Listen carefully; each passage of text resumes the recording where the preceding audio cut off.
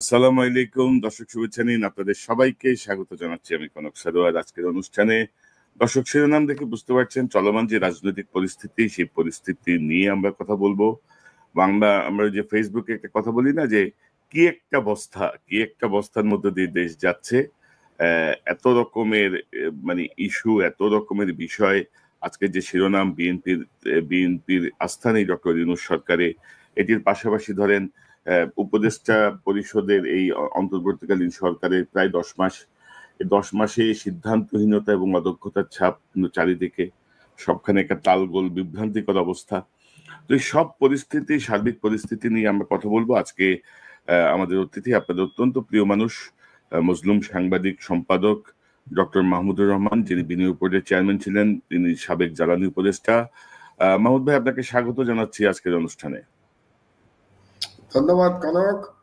কনক এবং দর্শক শ্রোতা, আসসালামু আলাইকুম। ওয়ালাইকুম আসসালাম মাহমুদ ভাই। তো মাহমুদ ভাই, এই যে কি একটা অবস্থা, মানে কিভাবে দেখতেছেন আপনি? ধরেন আমরা কিন্তু বেশ কিছু বিষয় দেখছি। সর্বশেষ গত দুদিন আগে বিএনপির যেই তারুণ্যের যে সমাবেশ, সেখানে আমরা দেখলাম যে সরাসরি ডিসেম্বরের মধ্যে নির্বাচনের একটি অনেক আলটিমেটামের মধ্যে দেওয়া হয়েছে। বিএনপির এখন নতুন স্লোগান হচ্ছে remember interim, remember election in December.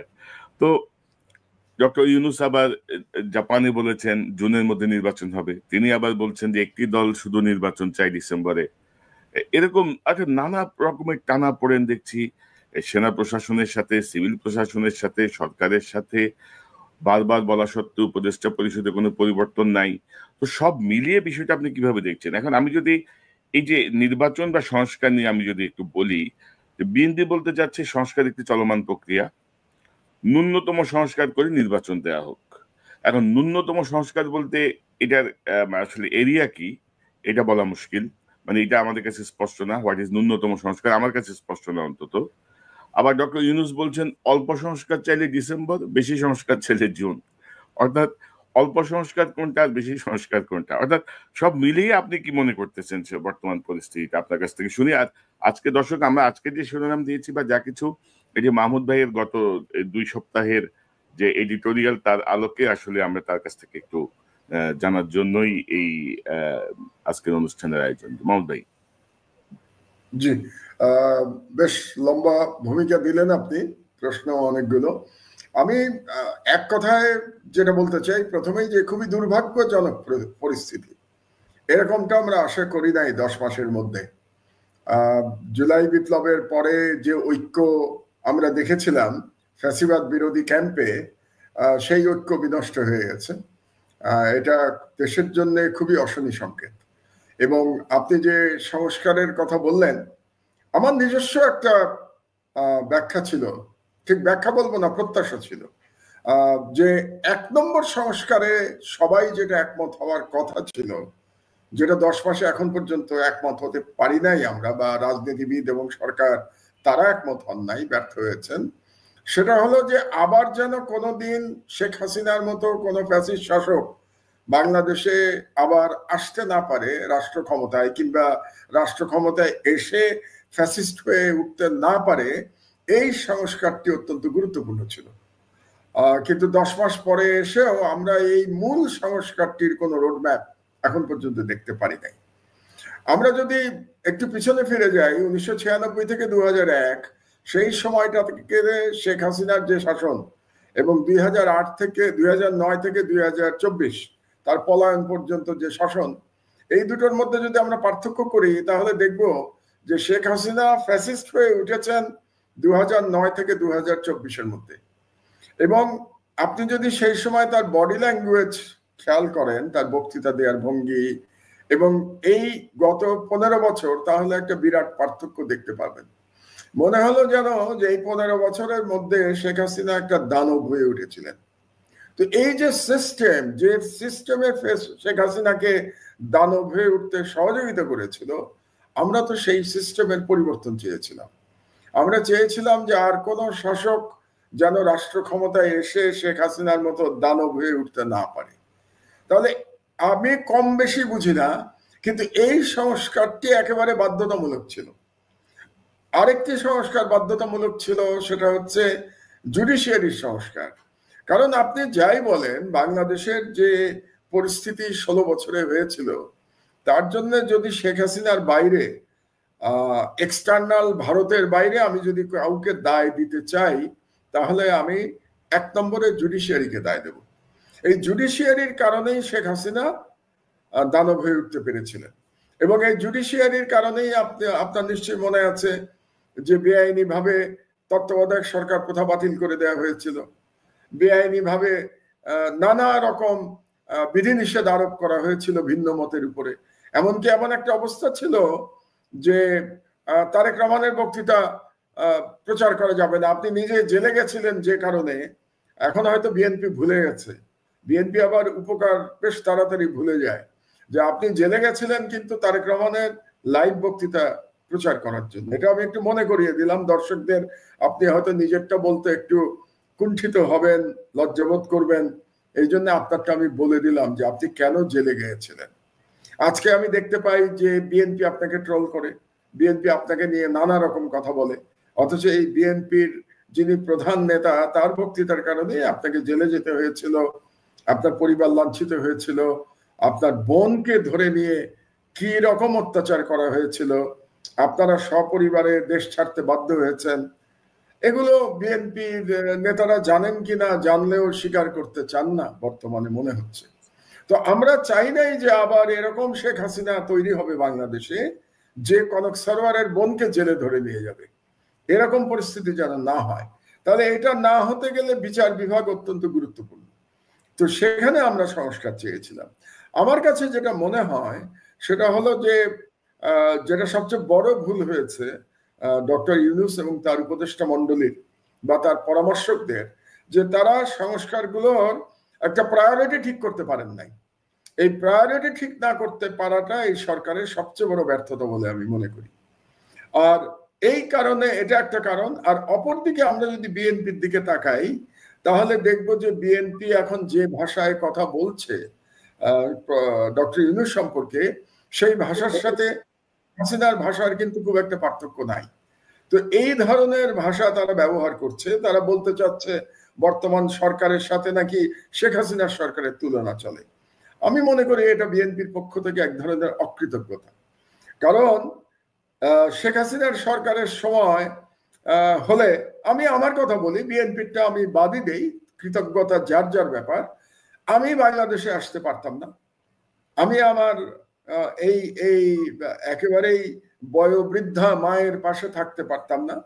আমার মা এখন শয্যাশায়ী, কখনো তিনি আমাকে চিনতে পারেন, কখনো চিনতে পারেন না, এরকম অবস্থায় আছেন, এই বয়সে যা হয়। তো এই সময় যে আমি তার পাশে থাকতে পারছি, এটা আমি পারতাম না এই জুলাই বিপ্লব না হলে। আমি আমার দেশ আবার চালু করতে পারতাম না। আমার দেশের এতগুলো সাংবাদিক আবার চাকরি ফিরে পেতেন না, এবং তারা যে আনন্দের সাথে এখন আবার সাংবাদিকতায় ফিরে আসতে পেরেছেন, সেই আনন্দ আপনি বাংলাদেশে আসলে দেখতে পেতেন আর কি। তাদের চোখে মুখে সর্বক্ষণ আনন্দ যে তারা আবার পত্রিকায় কাজ করতে পারছেন। তো এটার জন্য আমি কিন্তু কৃতজ্ঞ, আমার দেশ পরিবার কিন্তু কৃতজ্ঞ জুলাই বিপ্লবের কাছে, জুলাই বিপ্লবীদের কাছে। এখন বিপ্লবীদেরও অনেক ভুল হয়েছে। তো তাহলে আমি যেটা বলতে চাচ্ছি সেটা হলো যে বিএনপি যে ভাষায় কথা বলছে প্রফেসর ইউনূস সম্পর্কে, কিংবা তারা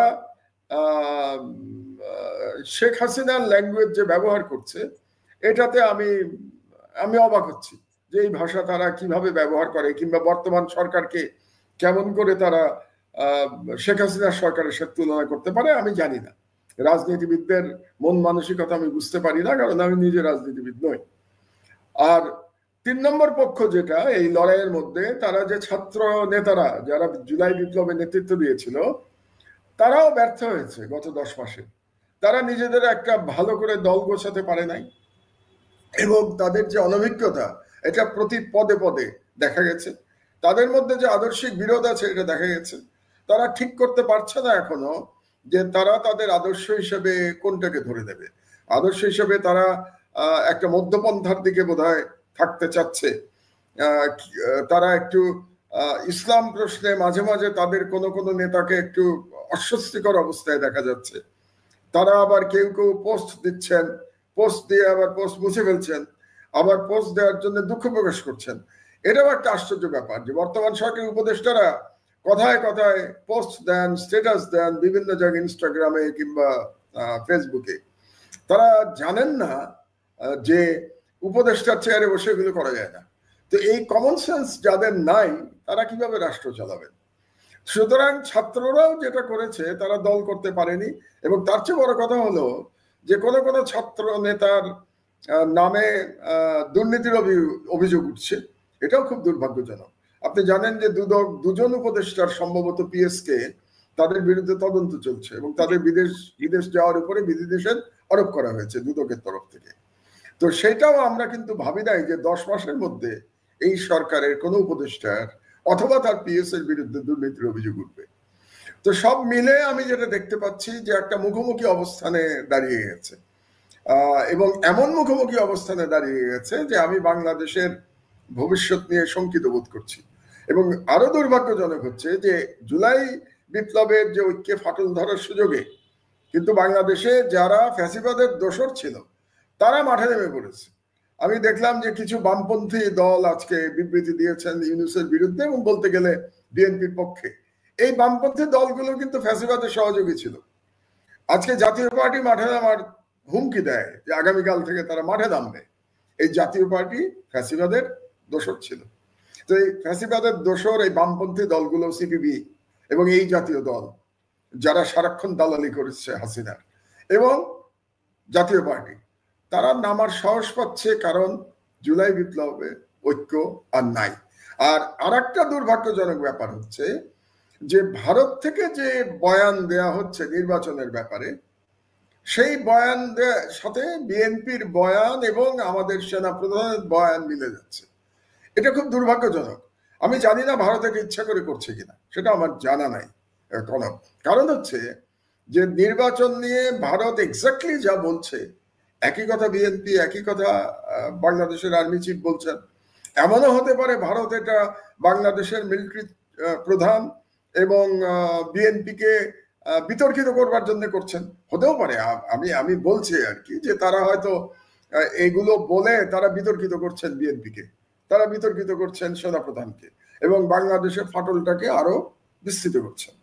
তো এই অবস্থার মধ্যে এই যে মুখোমুখি অবস্থান, মানে এখন শুধু বাকি আছে বিএনপির বলা হাসিনার মতো যে ইউনূসকে পদ্মায় 2টা চুয়ান দিয়ে আসো, 2বার চুয়াবা কিন্তু মরে না যায়, এরকম বলাটা শুধু বাকি আছে মনে হচ্ছে বিএনপির তরফ থেকে।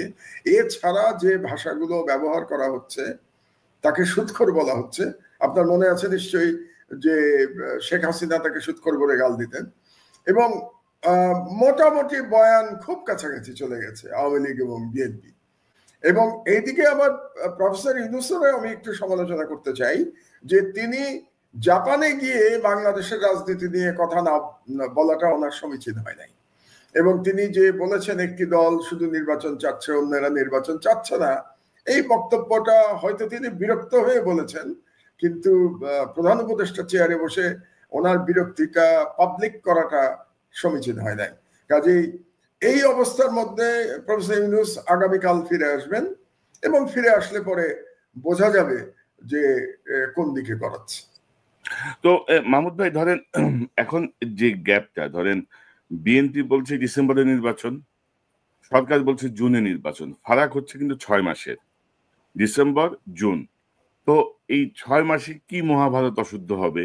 বা এই বিএনপির এই কেন এই 6 মাসের গ্যাপটা কেউ বিএনপি মানতে চাচ্ছে না, এটা একটা বিষয়। আরেকটা বিষয় হচ্ছে যেটা বারবার বিএনপি থেকে বা বিরোধী দলগুলো থেকে বলা হচ্ছে যে আপনি একটা রোড ম্যাপ দেন। সরকার কিন্তু কোনো রোড ম্যাপ দিচ্ছে না। তো সরকার বললেই হয় যে আমরা একটা কার্য, রোড ম্যাপটা মানে কি, যে আমার ইলেকশন কমিশন এইভাবে ভোটার তালিকা সম্পন্ন হবে এত তারিখে, তফসিল ঘোষণা হবে এত তারিখে, নির্বাচনের সম্ভব তারিখ এত, আমরা এইভাবে আমরা প্রস্তুতি নিচ্ছি। তো এই জায়গাটা কিন্তু সরকার কিন্তু এক ধরনের রিজিকনেস দেখাচ্ছে যে না, কোনো রোড ম্যাপ নাই, বারবার বলা হচ্ছে। তো বিএনপি আবার এটাকে বড় একটা ইস্যু করছে যে আমরা তো নির্বাচন চাচ্ছি না, আমরা একটা রোড ম্যাপ চাচ্ছিলাম, সেই রোড ম্যাপ দিতে আপত্তি। তো আপনি কি মনে করেন ডিসেম্বর জুন রোড ম্যাপ কি মনে করেন কোথায় সমস্যা? না, এখন তো মূল সমস্যা হচ্ছে আস্থার সংকট। বিএনপি এবং প্রফেসর ইউনূস মনে হচ্ছে একজন আরেকজনকে বিশ্বাস করতে পারছেন না। কারণ বিএনপির 6 মাসে খুব বেশি রিয়াক্ট করার কথা ছিল না, কিন্তু বিএনপি কেন রিয়াক্ট করছে? আজকে বিএনপির একজন সিনিয়র নেতা বলেছেন যে জুনে নির্বাচন হওয়া মানে আর কখনো নির্বাচনই হবে না। তো এই ধরনের কথা উনি কেন বললেন? তার মানে উনি যেটা বলতে চাচ্ছেন যে জুন পর্যন্ত নিতে পারলে ডক্টর ইউনূস আর নির্বাচন দেবেন না। এটা আমার কাছে মনে হচ্ছে এটা খুব যুক্তিসঙ্গত কথা নয়। কিন্তু তারপরেও যেটা আপনার সাথে আমি একমত যে ইউনূস সাহেব বলছেন যে তার রোড ম্যাপ অনুযায়ী ডিসেম্বর থেকে জুনের মধ্যে উনি নির্বাচন দেবেন। তো এখন যেহেতু বিএনপি সেখানে আস্থা পাচ্ছে না, কাজেই প্রফেসর ইউনূসের একটু পরিষ্কার করা উচিত, খোলাসা করা উচিত যে কেন উনি জুন পর্যন্ত সময় চাচ্ছেন। এই জুন পর্যন্ত সময় পেলে উনি কি কি কাজ করবেন?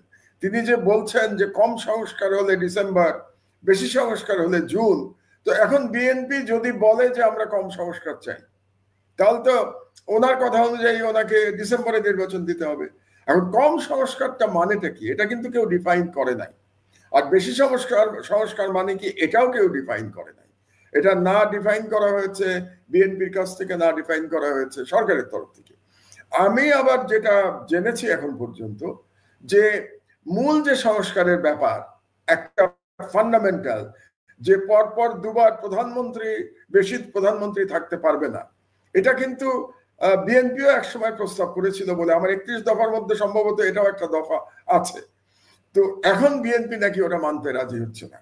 তারা এখন নতুন থিওরি নিয়ে এসছে, তারা বলছে না পরপর 3 বার হতে পারবে না, অর্থাৎ 2 বার হবে, তারপরে একবার গ্যাপ দিয়ে আবার 2 বার হতে পারবে, এরকম একটা থিওরি বিএনপি নিয়ে আসছে, অনেকটা রাশিয়ার পুটিনের মতো। পুটিন কিন্তু এরকম থিওরি দিয়ে দিয়েই পুটিন এখন পর্যন্ত লম্বা সময় ক্ষমতায় টিকে আছে। আর সরকার থেকে বলা হচ্ছে 2 বারের বেশি প্রধানমন্ত্রী হতে পারবে না। আমার ব্যক্তিগত ধারণা বাংলাদেশের অধিকাংশ জনগণ এটার পক্ষে থাকবেন যে 2 বারের বেশি প্রধানমন্ত্রী কেউ হতে পারবেন না। কারণ পরপর 3 বার প্রধানমন্ত্রী থেকে শেখ হাসিনা বাংলাদেশকে কোথায় নিয়ে গেছেন এটা আমরা দেখতে পেয়েছি। কাজেই ওই যে সিঁদুরে মেঘ দেখলেই ভয় পায় ঘর পোড়া গরু, এটা কথা আছে না? তো সেরকমই শেখ হাসিনাকে দেখে তো অবশ্যই বাংলাদেশের জনগণের মনে একটা ভয় আছে যে আবার একটা ফ্যাসিস্ট শাসক বাংলাদেশে চলে আসবে।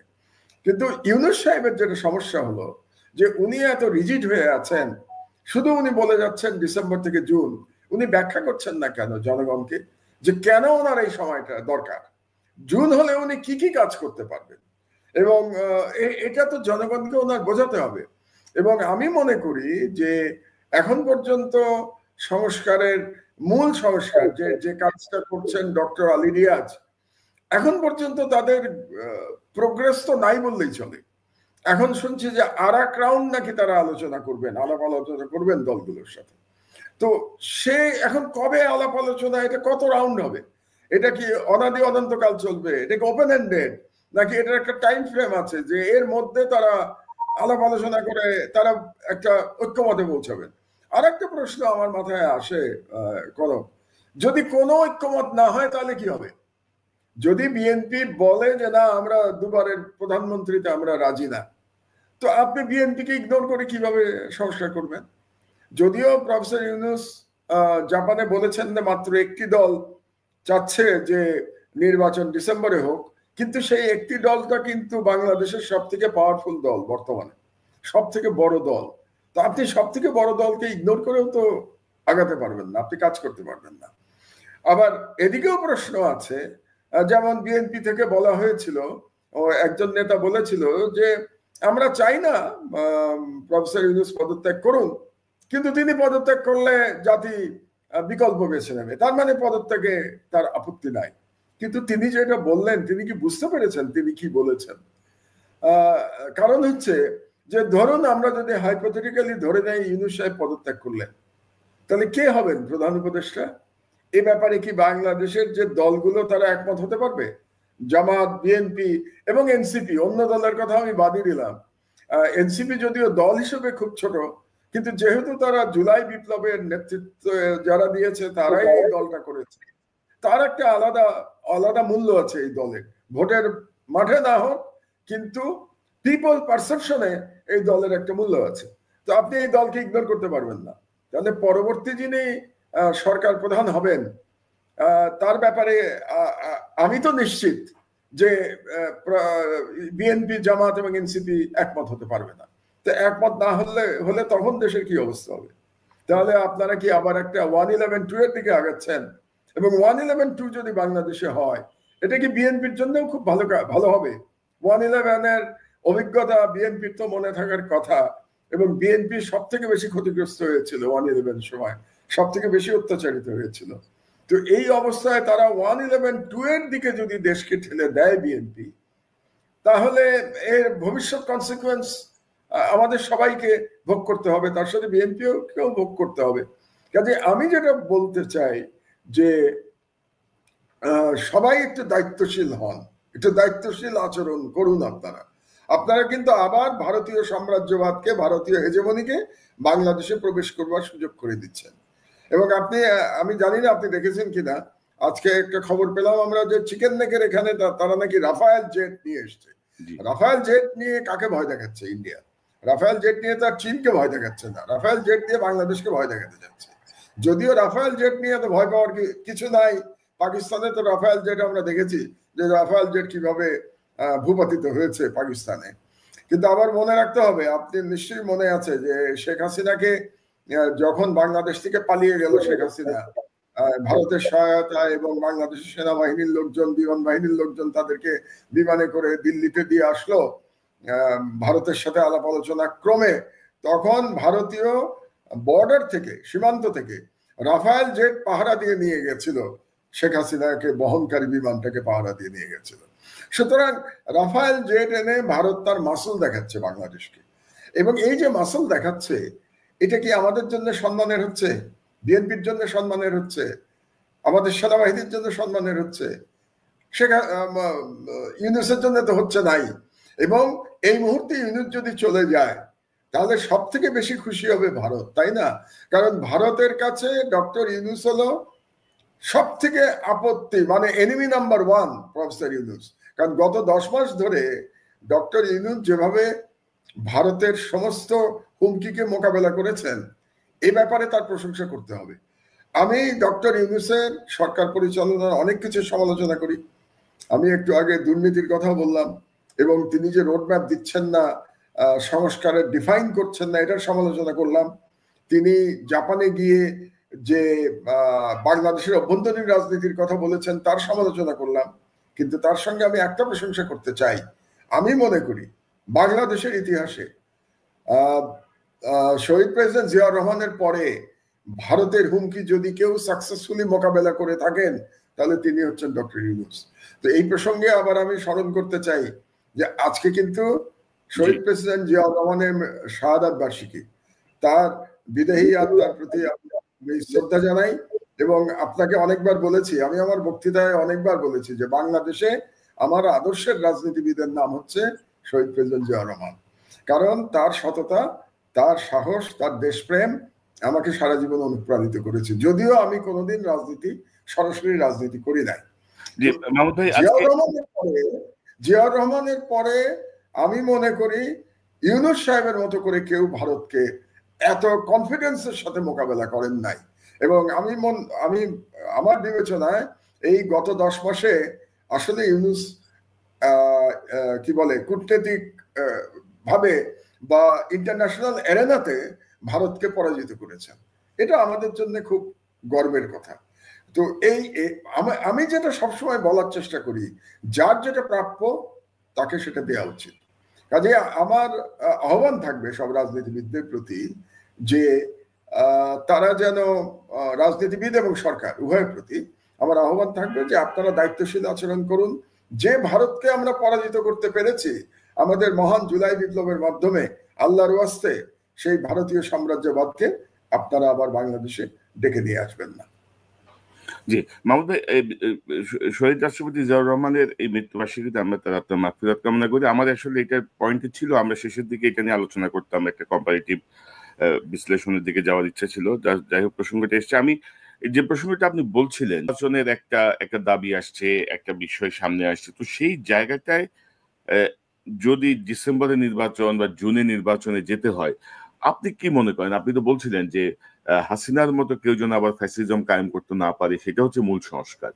তো এখন আমরা অল্প সংস্কার, বেশি সংস্কার যাই বলি, মূল কোন পয়েন্টগুলোকে আপনি বলবেন যে এই পয়েন্টগুলোর অবশ্যই একটি সংস্কার ছাড়া নির্বাচন হওয়া উচিত হবে না? আপনি আপনার সাজেশনটা একটু নিতে চাই। আমার সাজেশন তো গ্রহণ করবে না রাষ্ট্র, কোনো রাজনৈতিক দলও করবে না। বাংলাদেশে যদি আপনি ফ্যাসিবাদের উত্থান আটকাতে চান, তাহলে প্রধান নির্বাহীর ক্ষমতার সাথে পার্লামেন্টের ক্ষমতার যদি একটা ব্যালেন্স না হয়, আপনি ফ্যাসিবাদের উত্থান আটকাতে পারবেন না। এবং আমরা দেখেছি যে এই ওয়েস্টমিনস্টার স্টাইলের যে ডেমোক্রেসি আমরা চর্চা করছি, এই স্টাইলের ডেমোক্রেসি শেখ হাসিনার মতো ফ্যাসিবাদ আমাদেরকে উপহার দিয়েছে।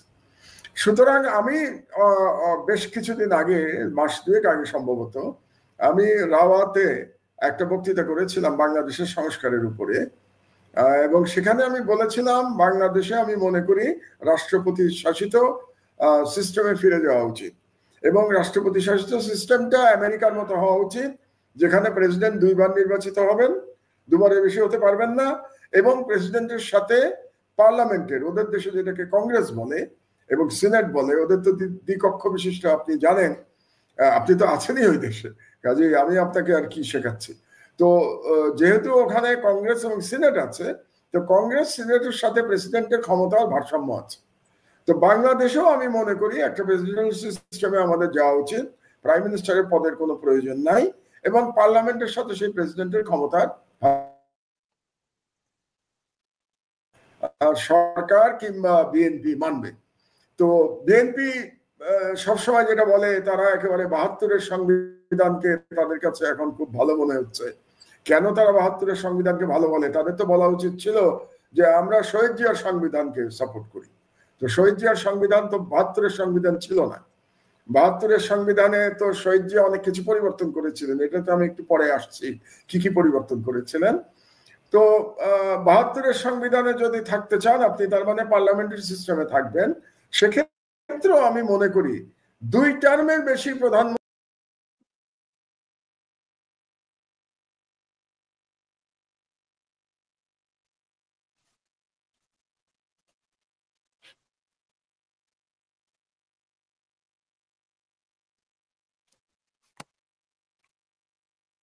দর্শক, মাহমুদ ভাইয়ের বোধহয় নেটওয়ার্কে একটু সমস্যা হচ্ছে, আমি একটু অপেক্ষা করি।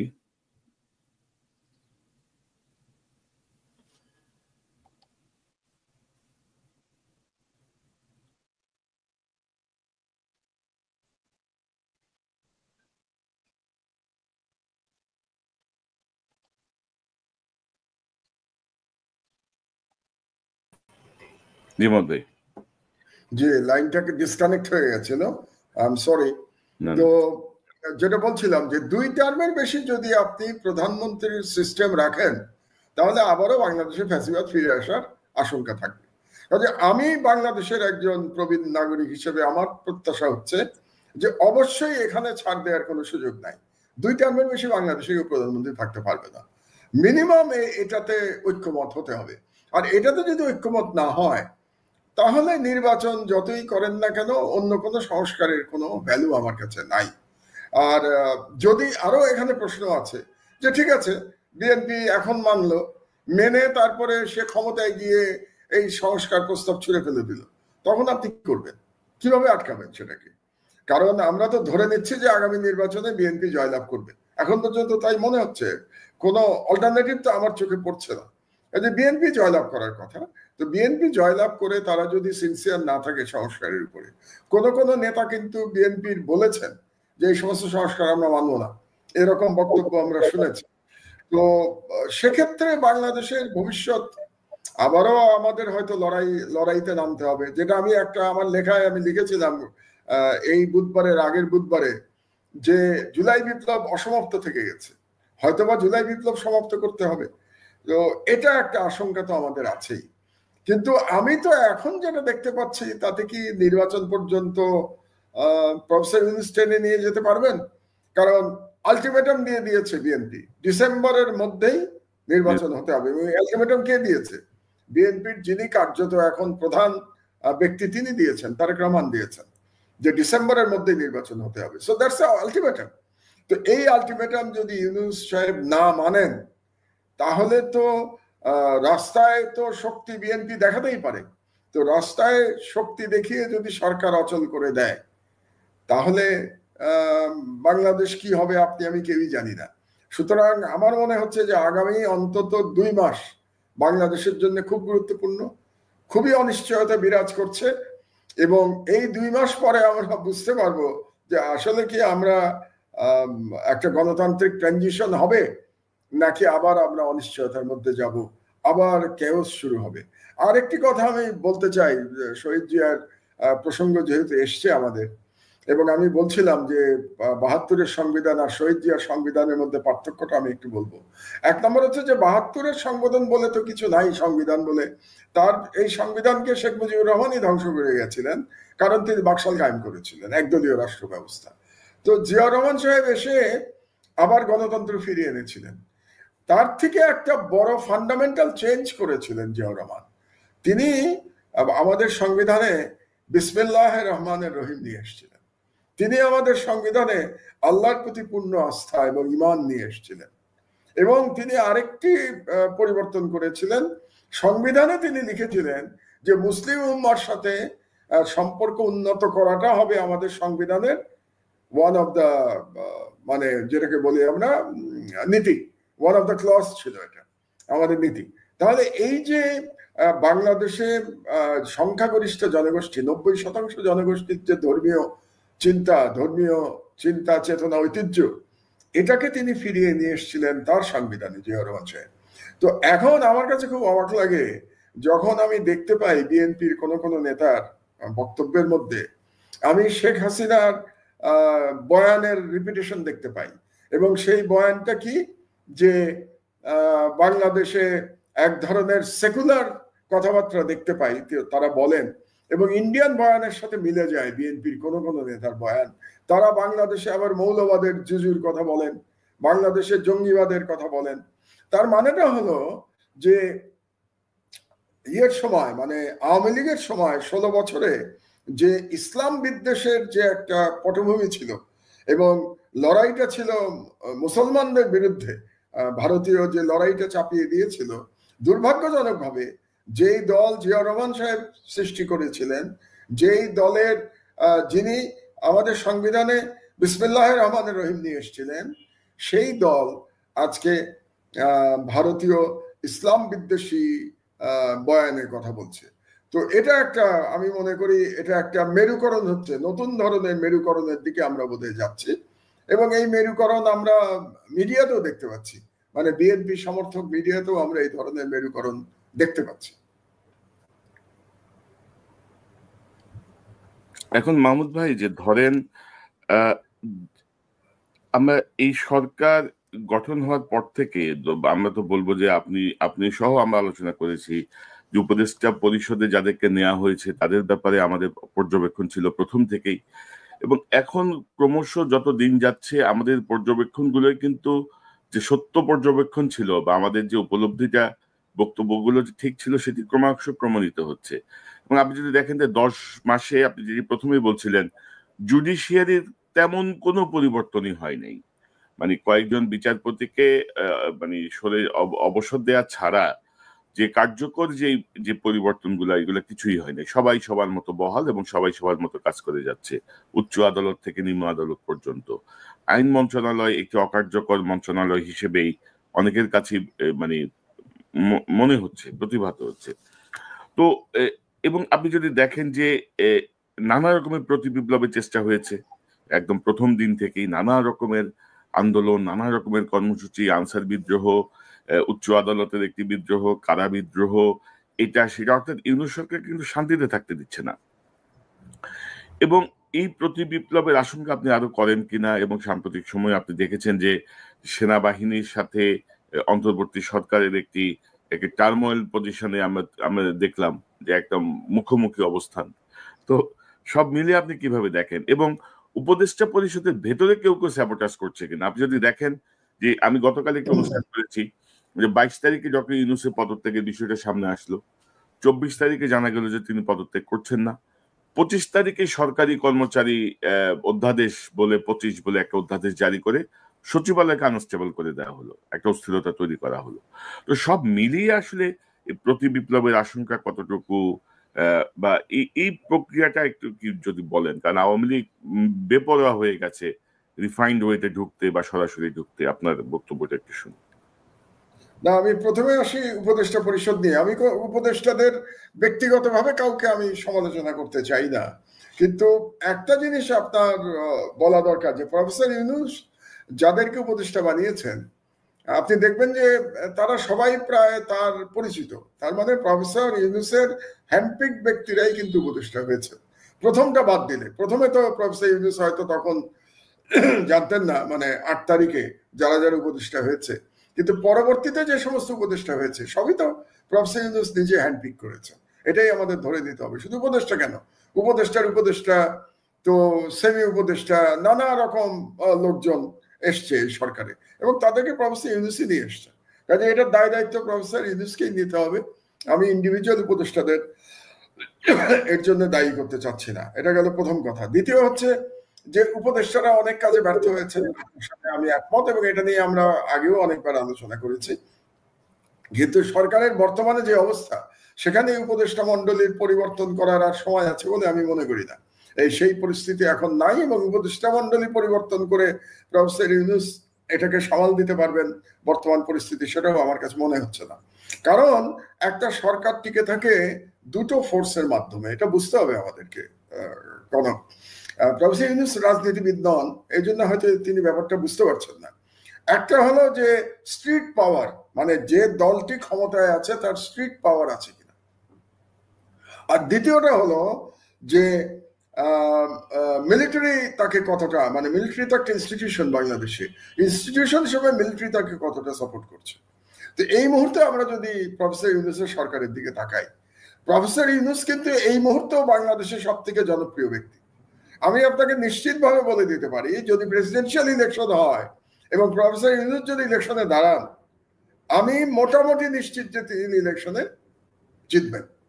এটা ব্যক্তি ইউনূস, কিন্তু ইউনূস সাহেবের সরকার তো জনপ্রিয় না, তিনি ব্যক্তি হিসেবে জনপ্রিয়। এটা গেল একটা।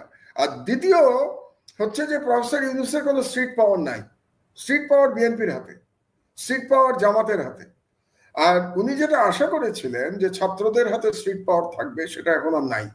এই 10 মাসে ক্ষয়িষ্ণু হয়ে গেছে ছাত্ররা, বিভিন্ন কারণে হয়েছে। এটা নিয়ে আমি ডিটেলস আলোচনা করতে চাচ্ছি না, আমাদের শো অনেক লম্বা হয়ে যাবে এটা নিয়ে আলোচনা করতে। বাট বাস্তবতা হলো ছাত্রদের হাতে এখন আর কোনো স্ট্রিট পাওয়ার নাই। জামাতের আছে, বাট প্রধানত বিএনপির আছে। আর কার আছে?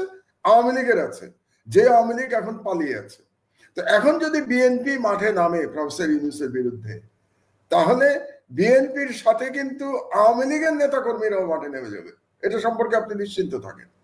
এমনকি ভারত থেকে নির্দেশ চলে আসবে আওয়ামী লীগের প্রতি যে তোমরা ইউনূস বিরোধী আন্দোলনে মাঠে নাও। তার মানে পুরো স্ট্রিট পাওয়ারটা সরকারের বিরুদ্ধে চলে যাবে, ইউনূস সাহেবের বিরুদ্ধে চলে যাবে। ওদিকে সেনাবাহিনীর সাথেও তার দূরত্ব তৈরি হয়েছে।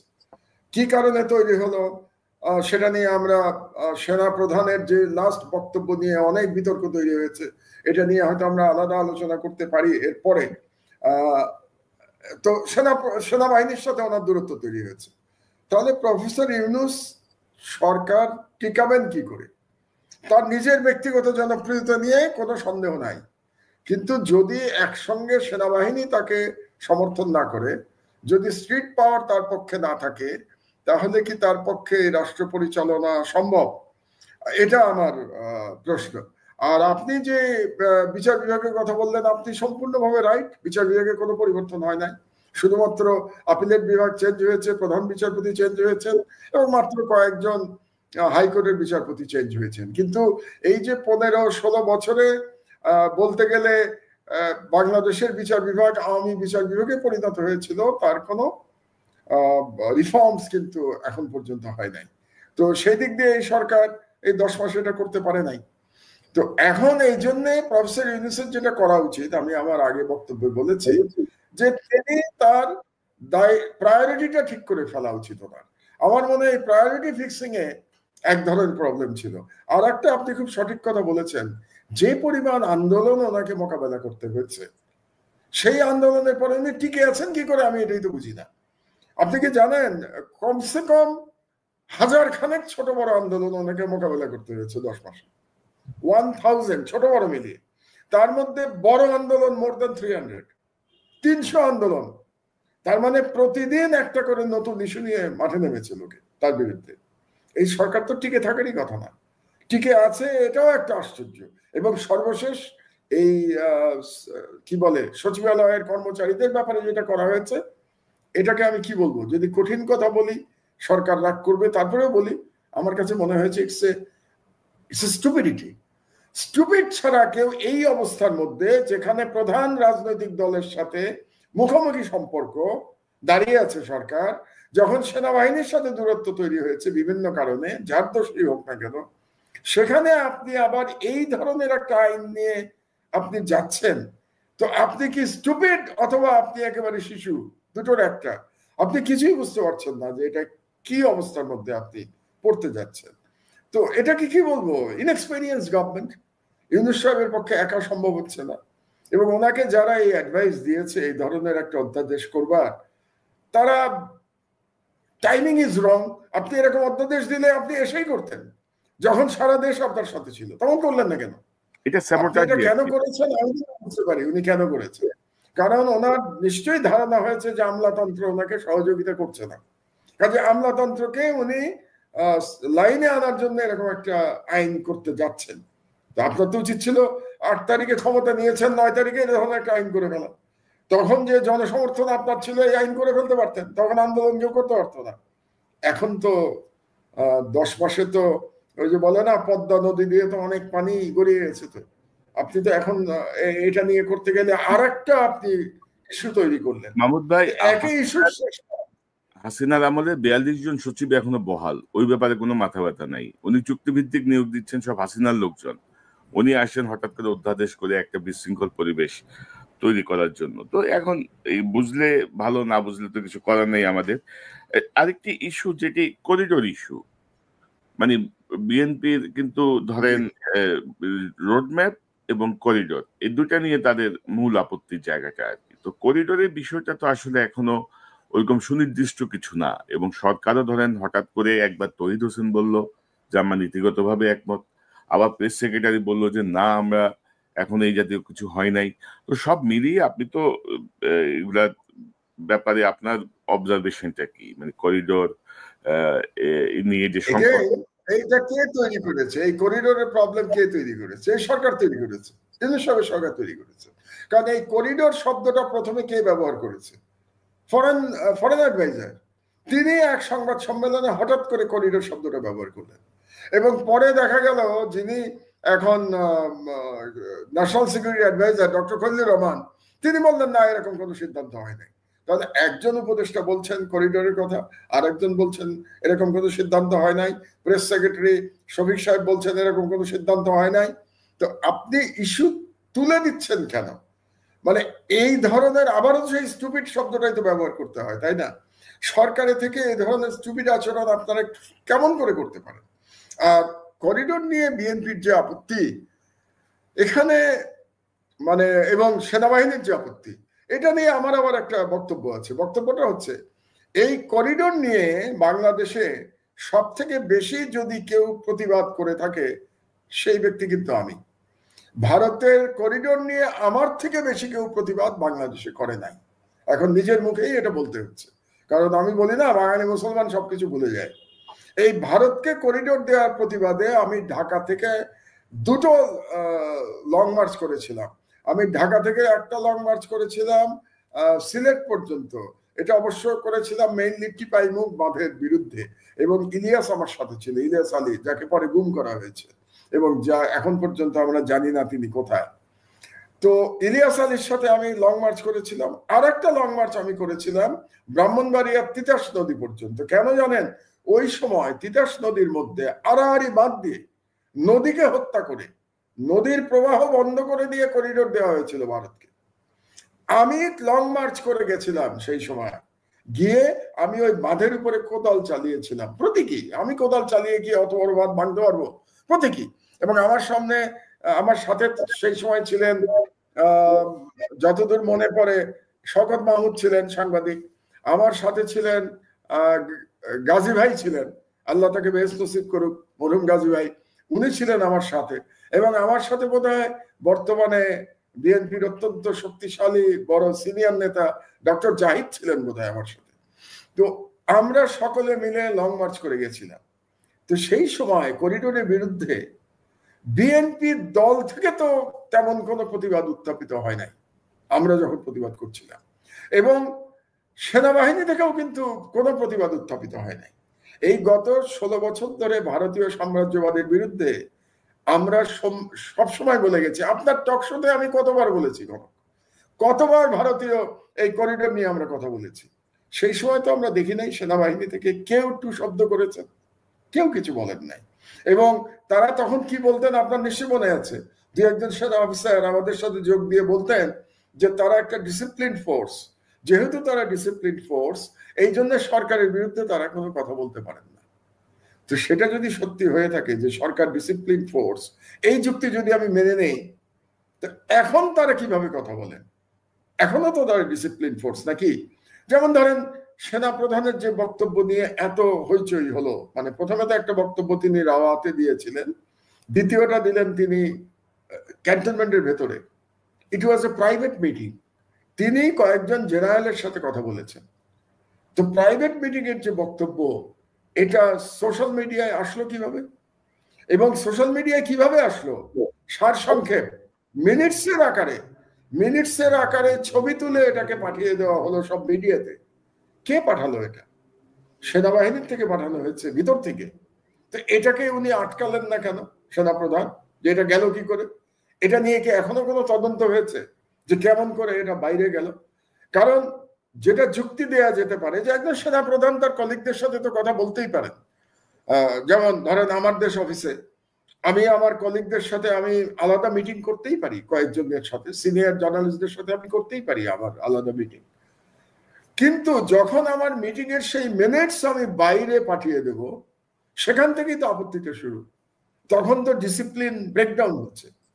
তো আমার পয়েন্টটা হচ্ছে যে যারা আজকে করিডোর নিয়ে হইচই করছেন তারা তো এতদিন চুপ ছিলেন, এবং এখন দেখেন আমাদেরকে বলা হয়েছে সবসময় যে আমরা অতিমাত্রায় ভারত বিদ্বেষী, অতিমাত্রায় ইসলামিস্ট। এটা বলা হতো একসময় আওয়ামী লীগের বয়ানে বলা হতো। আওয়ামী লীগের যারা মিডিয়ার লোকজন, আওয়ামী লীগের যারা সোশ্যাল মিডিয়ায় কাজ করেন, তারা আমাদেরকে ইসলামিস্ট বলতেন, আমাকে ইসলামিস্ট বলে তারা। যদিও আমার দাড়ি টাড়ি নাই, এটা নিয়ে আবার মৌলভী সাহেবরা আবার রাগ করেন যে আপনি বুড়া হয়ে গেছেন, দাড়ি রাখেন না কেন, দাড়ি রাখেন না আবার ইসলামের কথা বলেন, এই ধরনের কমেন্টও আমি শুনতে পাই। তো যাই হোক, আমি আমার মতো করে লড়াই করি, এক একজন আরেকজন দাড়ি রেখে লড়াই করে, আমি দাড়ি ছাড়াই লড়াই করি। তো আমাদেরকে ইসলামিস্ট বলা হয়েছে সবসময়, এবং ভারত বিদ্বেষী বলা হয়েছে। সব থেকে ইন্টারেস্টিং ব্যাপার হচ্ছে যে আমার এই জীবনে যতদিন ধরে আমি রাজনীতি বুঝতে সক্ষম, ধরেন আর 2 মাস পরে আমার বয়স 72 বছর হবে, তো যদি আমি ধরে নেই যে 12 বছর বয়স থেকে আমি রাজনীতি কিছু কিছু বুঝি, তাহলে 60 বছর। এই 60 বছরের মধ্যে পাকিস্তান আমল গেছে। স্বাধীনতার পর থেকে, মানে 71 সাল থেকে, 71 সালের 16ই ডিসেম্বরের পর থেকে, বিজয় দিবস থেকে আজ পর্যন্ত বাংলাদেশের মানুষের মধ্যে এমন ভারত বিরোধী মনোভাব আমি কখনো দেখি নাই। আমি আপনাকে বলছি, কেন এমন ভারত বিরোধী মনোভাব বাংলাদেশের অধিকাংশ জনগণের মধ্যে আমি আজ পর্যন্ত দেখি নাই স্বাধীনতার পর থেকে। এখন এরকম একটা সময়ে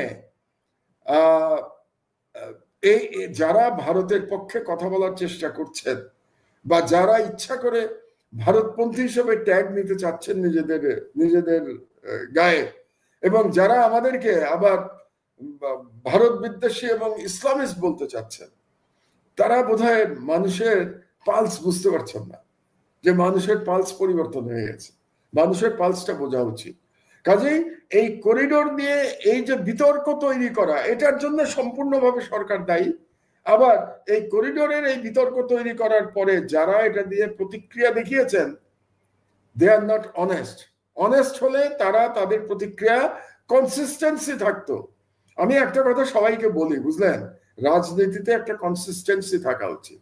আমার যারা বক্তব্য শোনেন, আমি খুব বেশি দিন ধরে রাজনৈতিক বক্তব্য দেই না, আমি 11-এর সময় থেকে রাজনৈতিক বক্তব্য দেওয়া শুরু করেছি, অর্থাৎ 2007 সাল, আজকে 2025 সাল, তার মানে 18 বছর। এই 18 বছরে আমার বক্তব্যে আপনি ইনকনসিস্টেন্ট কোথাও পাবেন না। আমি 18 বছর আগে যে কথা বলেছি ভারত সম্পর্কে, বাংলাদেশের স্বাধীনতা সম্পর্কে, আজও আমি একই কথা বলি। তো আজকে যারা করিডোর নিয়ে চেঁচামেচি করছেন তারা কি কনসিস্টেন্ট ছিলেন গত 15 বছর? আমার প্রশ্ন তাদের কাছে। যদি কনসিস্টেন্ট না থাকেন তাহলে আজকে আপনি রাজনৈতিক উদ্দেশ্যে কিংবা আপনি অপরচুনিস্টিক কমেন্ট করছেন করিডোর নিয়ে।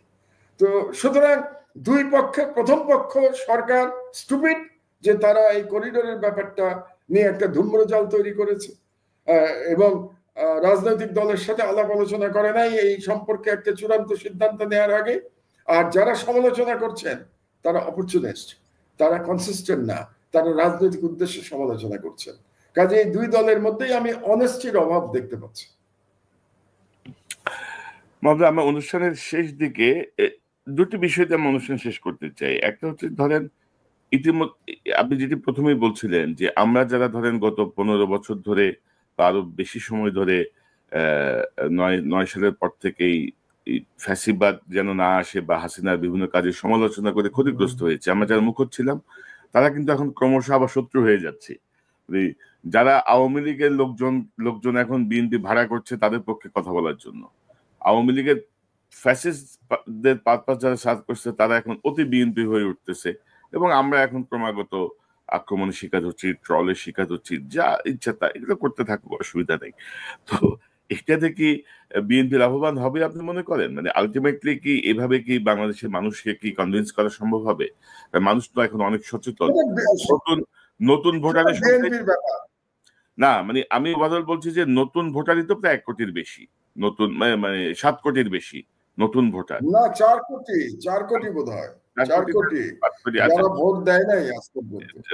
5 কোটিও তাকে বিশাল নাম্বার মাহমুদ ভাই। তো সেই জায়গাটা পাশাপাশি রাজনৈতিক সরকার বনাম অন্তর্বর্তীকালীন সরকার সংস্কারের জন্য মানে অন্তর্বর্তীকালীন সরকারকে মানুষ বিশ্বাস করছে, সে বিশ্বাসটা কতটুকু রাজনৈতিক সরকারের উপর রাখা সম্ভব?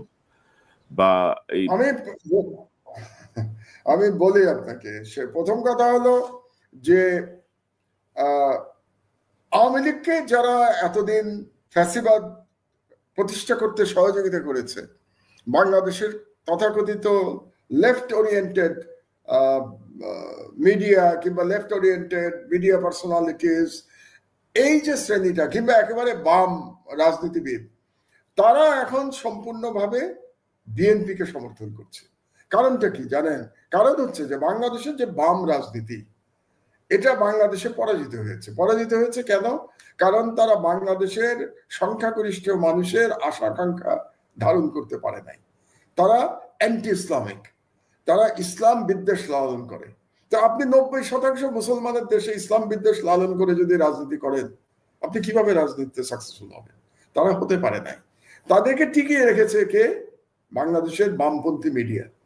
বাংলাদেশের অধিকাংশ মিডিয়া কিন্তু বামপন্থী অথবা ইসলাম বিদ্বেষী। আমি ইসলাম বিদ্বেষী বলি, আমি এদেরকে বামপন্থী বলি না, ইসলাম বিদ্বেষী বলি। তো বাংলাদেশের অধিকাংশ মিডিয়া ইসলাম বিদ্বেষী। ইসলাম বিদ্বেষী মিডিয়া এদেরকে নেতা বানিয়ে রেখেছে। ওই যে একটা আছে না, লার্জার দ্যান লাইফ, এদেরকে প্রত্যেককে লার্জার দ্যান লাইফ একটা প্রতীক তৈরি করেছে। এদের কারো পিছনে 10টা লোক নাই, কিন্তু তারা সবাই বড় বড় নেতা। এবং এই যে গ্রুপটা, এদের টিকে থাকার জন্য একটা বড় গাছের দরকার হয়, পরগাছার মতো। পরগাছা তো আপনি জানেন যে অরিজিনাল গাছ ছাড়া টিকতে পারে না, মাদার ট্রি ছাড়া টিকতে পারে না। এই রাজনীতিবিদরা হচ্ছে পরগাছা শ্রেণীর, তাদের একটা গাছ লাগে। এতদিন এই গাছটা ছিল আওয়ামী লীগ। তা আওয়ামী লীগের পতন হয়েছে, বলতে গেলে আওয়ামী লীগের ফিরে আসার সম্ভাবনা নাই বললেই চলে। আওয়ামী লীগ নামে ফিরে আসার সম্ভাবনা নাই বললেই চলে, অন্তত অদূর ভবিষ্যতে। আমাদের জীবদ্দশায় হয়তো আমরা দেখবো না, আমরা যারা জীবনের শেষ প্রান্তে পৌঁছে গেছি। তো এখন তাদের কাছে সেই গাছ যেটার উপরে তারা সওয়ার হবে, সেটা বিএনপি। এবং আমি তাদেরকে অপরাধ দিচ্ছি না, তো তাদের তো টিকে থাকতে হবে রে ভাই। তো টিকে থাকতে হলে তাদের গাছ লাগবে। তো গাছ কোথায়? তারা কি জামাতের কাছে যাবে? যেতে পারবে না। তারা এনসিপিতে যাবে? যেতে পারে, চেষ্টা করতে পারে এনসিপিতে, কিন্তু মেইনলি তারা যাবে বিএনপিতে। এনসিপিতে কেন যাবে না এখন জানেন? কারণ এনসিপির সরকারে আসার কোনো সম্ভাবনা নাই। এনসিপি এখনো দল হিসেবেই দাঁড়াতে পারে নাই। তো তারা তো ওই গাছ বেছে নেবে না, তারা যে গাছ বেছে নেবে যেটা সরকারে আসবে, এবং কনভেনশনাল উইজডম হলো যে বিএনপি সরকারে আসবে। তো বিএনপি যেহেতু সরকারে আসবে, তারা বিএনপির উপর সওয়ার হয়েছে। এখন বিএনপি কেন তাদেরকে নিল, এটা বিএনপির বিবেচনা, এটা নিয়ে আমি কোনো কথা বলতে চাই না। এটা বিএনপি মনে করেছে, হয়তো এদেরকে বেশি প্রয়োজন তাদের। কেন মনে করেছে এটা বিএনপি নেতৃত্ব ভালো জানে, এই জন্য তারা গ্রহণ করেছে।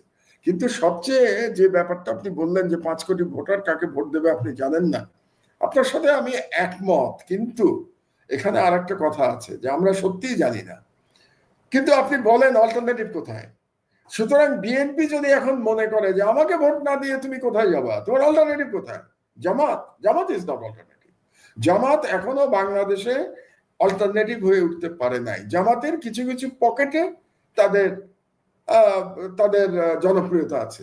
আমার ব্যক্তিগত ধারণা যে জামাত 30 থেকে 40টা সিট পেতে পারে আগামী নির্বাচনে।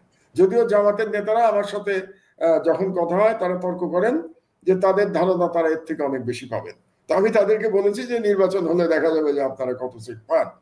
আমার ব্যক্তিগত হিসাবে 30 থেকে 40 সিট পেতে পারে জামাত। তো এটা যদি জামাতের সমর্থকরা হয়তো শুনে আমার কাছ থেকে এটা তারা রাগ করবেন, করতে পারেন, এটা আমার নিজের পারসেপশন। সুতরাং জামাতে তো তারা যাবে না, ক্ষমতায় আসবে বিএনপি। তো বিএনপিতে গেছে, যেটা বলছিলাম আমি একটু বোধহয় খেই হারিয়ে ফেলেছি, যে তাহলে ভোট বিএনপি মনে করতে পারে যে আমি যাই রাজনীতি করি না কেন, ভোট আমাকে না দিয়ে, ধানের শীর্ষে না দিয়ে জনগণ কোথায় যাবে? তো সেখানে বিএনপির যেটা ভুল হতে পারে সেটা হলো যে গ্রামাঞ্চলে তাদের কথাটা কারেক্ট হলেও হতে পারে, গ্রামাঞ্চলে মার্কা দেখে মানুষ ভোট দেয়। তো গ্রামাঞ্চলে মার্কা দেখে ভোট দিলে ধানের শীর্ষেই দেওয়ার কথা। কিন্তু শহরে যেখানে শিক্ষিত মধ্যবিত্ত থাকে, যেখানে ইয়াং স্টুডেন্টরা থাকে, আপনি যে 5 কোটি ভোটারের কথা বললেন তার মধ্যে একটা স্টুডেন্ট একটা বড় গ্রুপ, তারা কোথায় ভোট দেবে এটা আমরা এখনো জানি না। কিন্তু যদি অল্টারনেটিভ না থাকে তখন তারা বলতে পারে হয়তো যে আমি বিএনপিকে দেব না, অল্টারনেটিভ যেই থাকে আমি তাকে ভোট দেব। তখন কোন দলকে ভোট না দিয়ে ব্যক্তিকে ভোট দিতে পারে, যে দুজন ব্যক্তির মধ্যে যাকে আমার পছন্দ আমি তাকে ভোট দেবো। এটা হবে কিনা আমি বলতে পারছি না, কিন্তু এখনো আমার ধারণা, এখনো আমি নিশ্চিত যে নির্বাচন হলে পরে বিএনপি জয়লাভ করবে।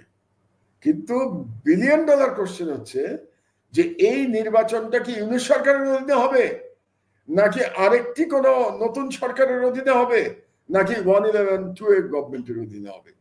আমাদের কিন্তু নির্বাচনে কে জিতবে বাদ দিয়ে এখন এটা নিয়ে বেশি চিন্তা করা উচিত, যে আমরা কি 111-2 দেখবো, নাকি ইউনূস সাহেবের জায়গায়, যেটা বিএনপির এক নেতা বলেছেন যে জাতি আর একজনকে খুঁজে নেবে। তো জাতি কাকে খুঁজে নেয় এটা দেখার অপেক্ষায় আছে। এবং মাহমুদ ভাই, আমরা বামপন্থী ঘরানা রাজনীতিবিদদের কথা বলছি বা বিভিন্ন জায়গার কথা বলছি, গত 10 মাসে মিডিয়ায় যে সংস্কারটা দরকার ছিল তারা কিন্তু খুব সুকৌশলে মাথাচাড়া দিচ্ছে, এবং খুব সুকৌশলে তারা কিন্তু মানুষকে পয়জন দিচ্ছে, কিন্তু স্লো পয়জন করে আস্তে আস্তে কিন্তু তারা অন্য খেলা খেলছে। আপনি বাংলাদেশে আছেন, মিডিয়ার চেঞ্জটাও খুব ইন্টারেস্টিং। মিডিয়াও যদি আমি দেখি, মেইন স্ট্রিম মিডিয়া এবং সোশ্যাল মিডিয়া, সেখানেও কিন্তু আমরা দেখব যে এতদিন যারা আওয়ামী লীগের সমর্থক ছিল তারা কিন্তু এখন বিএনপি কে বেছে নিয়েছে। এবং বিএনপি কে বেছে নেওয়ার কারণটা আপনাদের বুঝতে হয়। বিএনপি কে বেছে নিয়েছে তারা কেন? বেসিক্যালি এই মিডিয়া ভারত দ্বারা নিয়ন্ত্রিত। তো ভারতের কাছে এখন 1 নম্বর শত্রু কে? 1 নম্বর শত্রু হচ্ছে প্রফেসর ইউনূস। তো প্রফেসর ইউনূস যদি শত্রু হয়ে থাকে তাহলে এবং এবং যাদেরকে প্রো ইসলামিক ট্যাগ দেওয়া হয় তারাই তো ভারতের শত্রু। সুতরাং এই মিডিয়া এই ইউনূস এবং প্রো ইসলামিক ট্যাগের মধ্যে যারা আছে তার বাইরে তারা মনে করছে বিএনপি কে তারা লেফটের দিকে নিয়ে আসতে পারবে। এই কারণে এই মিডিয়াগুলো এখন বিএনপি কে সাপোর্ট দিচ্ছে। কেন? যেই মিডিয়াতে এতদিন ধরে বিএনপির নেতাদের সম্পর্কে কুৎসা রটনা করা হতো, তারেক রহমান সম্পর্কে কুৎসা রটনা করা হতো, এখন প্রতিদিন তারেক রহমানের প্রশংসা করা হচ্ছে। কারণ তারা বুঝতে চাচ্ছে যে আগামী সরকার বিএনপি, কাজে এখন থেকে বিএনপির কাছে আমার লাইন দিতে হবে। আর আমাদের সমস্যা কি জানেন কনক, আপনিও অনেকটা এরকমই আমার মতোই, আমরা স্রোতের বিপরীত দিকে যাই সবসময়। কারণ আমাদের সরকারে কে আসলো এটা আমরা চিন্তা করি না, কারণ আমাদের কোনো ব্যক্তিগত চাহিদা নাই। আপনার আমার, অন্তত আমি শিওর আমরা দুজনে কথা বলতে পারি, আমাদের কোনো ব্যক্তিগত চাহিদা নাই। যেহেতু ব্যক্তিগত চাহিদা নাই, কাজে কে সরকারে আসবে তাকে খুশি করার চিন্তা আমাদের মাথায় আসে না। আমি যেটা মনে করি, যেটা ন্যায্য মনে করি, বাংলাদেশের জনগণের জন্য যেটা ভালো মনে করি, এবং আমার ফেয়ারলি বিশ্লেষণ আমি করে যেটা বলা দরকার আমি সেটাই বলি। সেটা ক্ষমতাবানদের কখনো পছন্দ হয় না, এটা মনে রাখবেন। ক্ষমতাবানরা কখনো ভিন্ন মত পছন্দ করে না। এখন কেউ কেউ শেখ হাসিনার মতো যদি ফ্যাসিস্ট হয় তাহলে ভিন্ন মতকে মেরে ফেলে, যেমন আমাকে মেরে ফেলার চেষ্টা করেছে, আমার দেশ বন্ধ করে দিয়েছে, আপনাকে জেলে নিয়েছে, আপনার পরিবারকে অত্যাচার করেছে। আর যারা একটু কম স্বৈরাচার হবে বা কম ফ্যাসিস্ট হবে, তারা আপনাকে হয়তো এতটা জুলুম করবে না, কিন্তু আপনাকে পছন্দ করবে না। কোন ক্ষমতাবান ভিন্ন মত পছন্দ করে না, এটা আমাদের মনে রাখা উচিত এবং এটা মেনে নেওয়া উচিত। আমি কিন্তু মেনে নেই এটা, যে ক্ষমতাবান কেন ভিন্ন মত পছন্দ করবে। এটা আমিও মেনে নেই। এবং আপনি যেটা বলছিলেন ওইটাই আর কি, কারো কাছে কিছু চাওয়ার তো নাই। বাংলাদেশ এবং দেশের মানুষের জন্য যদি মঙ্গলজনক যেটা, সেই অবস্থানেই আমি থাকবো ইনশাল্লাহ। এবং এর থেকে কিছু করার নাই আর কি। এখন আমরা তো হাসিনার সাথে লড়াই করে শহীদ হইতে হইতে আমরা গাজী হয়ে গেছি, তাই না? আমরা তো চোখ রাঙানি। লোকে তো মানতেই চায় না যে আপনি আমি আমরা কোনো ভূমিকা রেখেছি, এটাকে মানতে চায়। এখন যারা ক্ষমতায় আসবেন তারা কি মানতে চান যে আমাদের কোনো ভূমিকা? সাধারণ মানুষ বিশ্বাস করে, সাধারণ মানুষ এটা মানে, সাধারণ মানুষ এই ভালোবাসা। আমি শুধু একটা কথা বলতে চাই কনক, আমি নিজেরটা বলি, আপনার দুঃখ কষ্ট তো আমি জানি কনক, এবং বহুবার আমরা আলোচনা করেছি। বিশেষত আপনার বোন যখন জেলে ছিল তখন আমি সারাক্ষণ চিন্তা করতাম যে একজন মহিলা কিভাবে এই জেলের পরিবেশে থাকতে পারে, এবং বিনা অপরাধে, আপনার অপরাধে আপনার বোনকে এরকম নির্যাতন। তো আমি 2018-র কথা মনে হয় আমার প্রায়, বুঝলেন, কুষ্টিয়াতে যখন আমার উপরে অ্যাটাক হলো। তো 2018 মানে আজ থেকে 7 বছর আগে। তো আজ থেকে 7 বছর আগে আমার বয়স কত ছিল? 65 বছর। তো 65 বছরে আহত হওয়ার পরে আমি কুষ্টিয়াতে কি বলেছিলাম? যে ঠিক আছে, আমার ধর্ম বিশ্বাস এবং আমার দেশের জন্য না হয় আমি জীবনই দিলাম। এটা আমি বলেছিলাম 2018 সালে। এটা তখনকার ওই ভাইরাল হওয়া ভিডিও দেখলেও আপনারা দেখতে পাবেন। তো এখন তো ভাই আরো 7 বছর বয়স বেড়েছে। তো মৃত্যু তো এমনি নর্মাল মৃত্যু তো আরো কাছে চলে এসছে, তাই না? তো 65 বছর বয়সে যদি মরার জন্য প্রস্তুত থাকতে পারি, তো 72-এ তো আরো বেশি প্রস্তুত হয়ে গেছি কনক। কাজেই কে ক্ষমতায় আসলো না আসলো তাতে আমার কিছু যায় আসে না। আমি যেটা বিশ্বাস করি, আমার বিশ্বাসটা আমি বলে যাবো। হ্যাঁ, আমার ভুল হতে পারে, নিশ্চয়ই। আমার সব ব্যাখ্যা কি কারেক্ট? অবশ্যই না, আমি তো মানুষ, আমার ভুল হয়। ভুল হলে আপনি দেখিয়ে দেবেন, এবং সকল ভুল আমি মেনে নেব, ওইটা মানার মতো মানসিকতা আমার আছে। কিন্তু আমার আদর্শ থেকে আমি সরবো না। এই জন্য আবারও রিপিট করি, 18 বছর ধরে আমি যা বলেছি, আমি আমার বক্তব্যে, আমার রাজনীতিতে আমি কনসিস্টেন্সি বজায় রেখেছি। আজকে যদি কোনো বৃহৎ দল তাদের রাজনৈতিক ডিরেকশন চেঞ্জ করতে চায়, সেটা তাদের ইচ্ছা, এখানে তো আমার বলার কিছু নাই। কিন্তু আমার রাজনৈতিক অবস্থানের কোনো পরিবর্তন হবে না। না মাহমুদ ভাই, আপনি বাংলাদেশের একমাত্র ব্যক্তি বলবো আমি, যিনি আদালতে দাঁড়িয়ে ক্ষমা প্রার্থনা না করে আপনি আপনার অবস্থানে অনড় ছিলেন। 5 বছর জেল খাটছেন, প্রায় 37 দিন বোধহয় আপনি রিমান্ডে ছিলেন। 39 দিন 39 দিন আপনি পুলিশ রিমান্ডে ছিলেন, 5 বছর জেল খেটেছেন। আপনি আপোষ করেন নাই, এবং এই আপোষটা তো আপনার ব্যক্তি স্বার্থ না, কিন্তু আপনার ব্যক্তির এটাতে কোনো লাভবান বা ইয়ে হওয়ার কিছু হয়নি। তো যা করেছেন সার্বিকভাবে বাংলাদেশের জন্যই করেছেন, এবং মানুষ কিন্তু এটা স্মরণ করে। মানুষ এটা মানুষের ভালোবাসার জায়গাটাই, সাধারণ মানুষের ভালোবাসার জায়গাটা। বলি আপনাকে আরেকটা বলি, অ্যাজ এ প্রফেশনাল, আপনি সাংবাদিক, আমিও আজকে 18 বছর হয়ে গেল, আমারও তো সংবাদ মাধ্যমে 18 বছর হয়ে গেল না? তো কাজেই আপনারা আমাকে সম্পাদক মানতে চান আর না চান, 18 বছর কাটিয়ে দিয়েছি তো আমি পত্রিকায়, তাই না? তো এবং পত্রিকা আলহামদুলিল্লাহ 5 মাসের মধ্যে বাংলাদেশের সব থেকে জনপ্রিয় পত্রিকা হয়ে গেছে এই মুহূর্তে। তো সেটাও তো আমার মতো লোক যদি করতে পেরে থাকে, তাহলে তো আমি বুঝি মিডিয়া। না বুঝলে আমার দেশ কেন পপুলার হয়, তাই না? বারে বারে পপুলার কেন হয় আমি দায়িত্ব নিলে আমার দেশ? তো আজকে আমার পত্রিকায়, আজকে যেহেতু শহীদ জিয়ার মৃত্যু দিবস, আপনি জানেন না, আজকে আমার পত্রিকায় 4 পাতা জুড়ে আমরা বিশেষ পত্র বের করেছি শহীদ জিয়া। কেন করেছি? আমরা তো বিএনপির পন্থী নই, বিএনপির পত্রিকা তো না আমার দেশ, তাই না?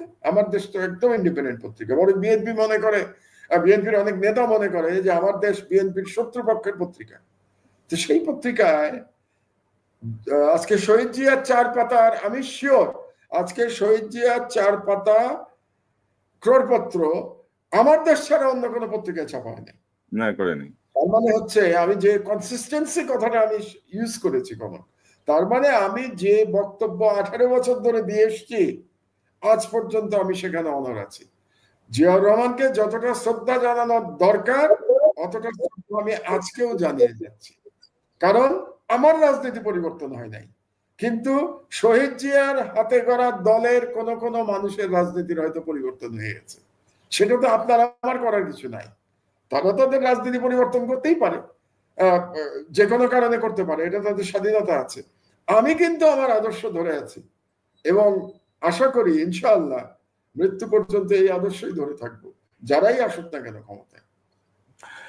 সামাদ ভাই, আমি আপনার সাথে একমত। আর আমার আরেকটা বিষয় যেটা মনে হয় যে 2001-এর একে তো বিএনপি সর্বশেষ ক্ষমতায় ছিল, 2001 আর 2025-এর মধ্যে যে যে মানুষের মনস্তাত্ত্বিক যে মানে যে পরিবর্তন বা প্রযুক্তির যে উন্নয়ন বা ডিজিটাল যেই মানে সমাজ এখন, এই জায়গাটা বোধহয় বিএনপির কোনো নেতা ধরতে পারছেন না আর কি। তারা এখনো এখন ধরছে কিছু না, আগে হয়তো পারে নাই, কিন্তু এখন খেয়াল করেন আপনি যে বিএনপি বুঝতে পারছে যে সোশ্যাল মিডিয়ার কত পাওয়ার।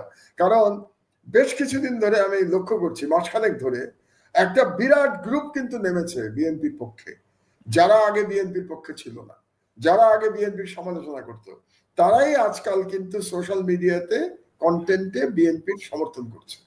তো তার মানে কি? তার মানে বিএনপি একটা অর্গানাইজড হয়েছে। It's good, I congratulate them যে তারা সোশ্যাল মিডিয়ার পাওয়ারটা বুঝতে পেরেছে, পেরে এতগুলো লোককে তারা মাঠে নামিয়েছে। এখন মাঠে নামিয়ে জনগণ তাদেরকে অ্যাকসেপ্ট করবে কিনা আমি জানি না, কিন্তু তারা পাওয়ারটা বুঝতে পেরেছে সোশ্যাল মিডিয়ার। আমি এটাই বলতে চাচ্ছি। যারা একসময় আওয়ামী ন্যারেটিভ প্রচার করছে, ফ্যাসিবাদের পক্ষে ছিল, তারা যদি এখন বিএনপি ন্যারেটিভ বা বিএনপির পক্ষে যায়, এটা আসলে জনগণ কতটুকু অ্যাকসেপ্ট করবে সেটাও বোধহয় বিএনপির ভাবা উচিত। ডক্টর মাহমুদুর রহমান, আপনাকে অসংখ্য ধন্যবাদ। আপনার কাছ থেকে অনেক কিছু শুনলাম, বিশ্লেষণগুলো নিশ্চয়ই আমাদের দর্শকদের যে জটিল পরিস্থিতি আর কি, যে একটা পেঁচানো তালগোল পাকানো পরিস্থিতিতে অনেক কিছু স্পষ্ট করবে। নিশ্চয় মহোদয়, আমরা নিকট ভবিষ্যতে আবার আপনাকে পাবো। আপনি ভালো থাকবেন। আপনাকে অসংখ্য ধন্যবাদ। ইনশাআল্লাহ।